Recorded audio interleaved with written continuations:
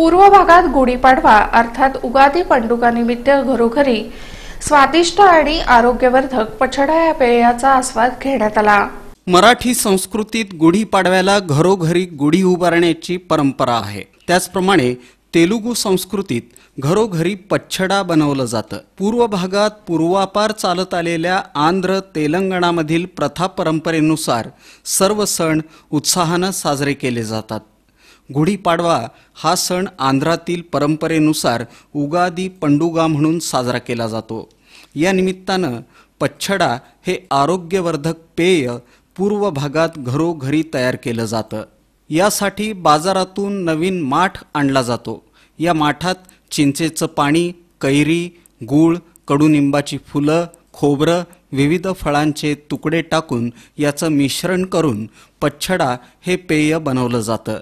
त्यानंतर माठाला साखरेचा हार घालून पूजा करून पुरणपोळीचा नैवेद्य दाखवला जातो। मित्रपरिवार आणि नातेवाईकांसोबत या आरोग्यवर्धक पछडाचं सेवन केलं जातं। ग्रीष्म ऋतूत कडक उन्हामुळे शरीरातील ऊर्जा आणि पाण्याचं प्रमाण कमी होतं। त्यामुळे या काळात आयुर्वेदिक महत्त्व असलेलं पछडा हे पेय पिणं आरोग्यवर्धक मानलं जातं। दरम्यान नागेश सरगम आणि श्रीनिवास ताटीपामुल यांनी पछडाचं महत्त्व सांगितलं। या उगादीच्या तेलंगणा संस्कृतीनुसार पूर्वापार चालत असलेला पछडा हा सर्वांना आतुरतेने पाहत असलेला एक उत्साहवर्धक असा सण आहे। या पछड्याच्या माध्यमातून खडूगोड सोबत सुखदुःखाचेही नाते जोडल्या गेल्याने आमच्या आप्तसखियामध्ये पण या निमित्ताने येणं जाणं असल्या कारणाने आतुरतेने वाट पाहत असलेला हा सण आहे।